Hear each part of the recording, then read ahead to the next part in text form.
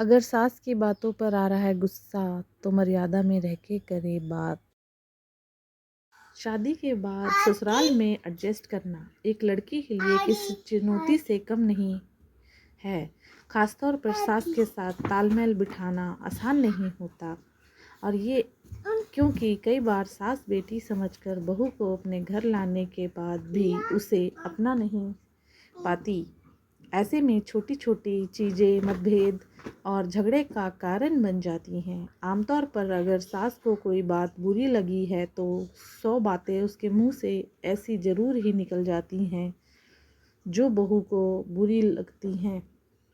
ऐसे में गुस्सा आना बहुत ही आम बात है। हालांकि ज़रूरी नहीं सारी सास ऐसी ही होती हैं, लेकिन यदि आपकी सास ऐसी है जो आपको परेशान करने और बुरा महसूस कराने के लिए किसी भी हद तक जा सकती है, तो यहाँ मैं कुछ टिप्स बता रही हूँ जो आपके बहुत काम आएंगी। हमेशा ध्यान रखें, हर रिश्ते की एक मर्यादा होती है। भले ही आपकी सास इस बात की परवाह ना कर रही हो, पर एक समझदार बहू होने के नाते इसका ध्यान रखना आपका फ़र्ज और कर्तव्य दोनों है। सास की खराब बातों को नज़रअंदाज करें। क्या फ्रेंड्स, आप सब ज़रूर बताना कि आप सबकी सास अच्छी है या बुरी है या बहुत ही बुरी है। मेरी सास तो अच्छी है, ठीक ठाक है, मतलब बुरा तो नहीं बोलते। जो सास अपनी बहू को पसंद नहीं करती है वह अक्सर उससे लड़ने के बहाने खोजती रहती है। तो फिर बताना कि आपकी सास भी आपसे लड़ने के बहाने ढूंढती है या आपसे प्रेम से बात करती है या आपके लिए आपसे छोटी छोटी बातों से लड़ने के बहाने ढूंढती है या आपकी गलती निकालती है। अगर गलती निकालती है तो प्लीज़ बताना। वैसे तो सबकी मोस्टली सास सबकी ऐसी होती है, गलती निकालती है, लेकिन 100 में से जो 5% ऐसी होती है जो अच्छी होती है। यदि उसकी गलती निकालती है, यदि इतने में भी उसको संतोष नहीं मिलता सास को, या फिर इतने में भी उसको शांति नहीं मिलती, तो वो लड़की के मायके वालों को भी बीच में ले आते हैं, उनके भाई बहनों सबको बीच में ला के उनको भी बुरा भला बोलते हैं, अपशब्द कहने लगते हैं। तो क्या आपके घर में भी ऐसा होता है? प्लीज़ कमेंट में आंसर ज़रूर करना। आप इन सब से कैसे निपटते हो, कैसे क्या करते हो, सल्यूशन क्या होता है आपका? क्या आप भी उनसे लड़ लेते हैं? यदि आपकी सास भी बिल्कुल ऐसी है और आपको परेशान करती है तो आप कुछ तो आप उनकी किसी भी बात का जवाब ना दें। अगर वो आपको परेशान करते हैं वहाँ भी चुप रहना ही ठीक होता है। जब आपकी सास शांत हो जाए तब आप उन्हें प्यार से समझाएं।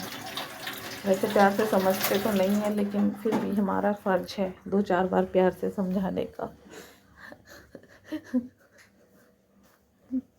बाकी आप सब कैसे निपटते हो मुझे भी बताना। मेरी सास तो कुछ नहीं बोलती, ठीक है, नॉर्मल है। लेकिन कईयों की सास मैंने देखा है बहुत बदतमीज़ होते हैं, बहुत लड़ते हैं, बहुओं का जीना हराम कर देते हैं, खाने को भी नहीं देते हैं। मैंने बहुत देखी है, बहुत सुनी है, उनको घर से निकाल देते हैं। मतलब ये नहीं सोचते कि जो बहू उनके घर में आई है वो भी किसी की बेटी है। लेकिन चलो कोई नहीं, जब वो कुछ बोलें तो आप लोग चुप हो जाया करें। और प्लीज़ आप सब कमेंट करना, और मेरी वीडियो अगर आपको अच्छी लगती है, कुछ कमी लगती है, तो प्लीज़ कमेंट करके ज़रूर बताया करें, क्योंकि आप लोग बताएंगे नहीं तो मुझे कैसे पता लगेगा। हेलो फ्रेंड्स, अगर आपकी सास भी आपको कुछ बोलती है तो सास कुछ बोल ले तो उसके सामने से आपको हट जाना चाहिए। मैं भी ऐसे ही करती हूँ।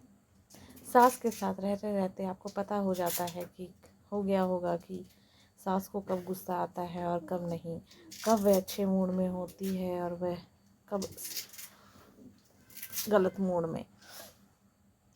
और आपको ये भी पता लग गया होगा वो आपको किस किस बातों को लेके परेशान करने की कोशिश करती हैं।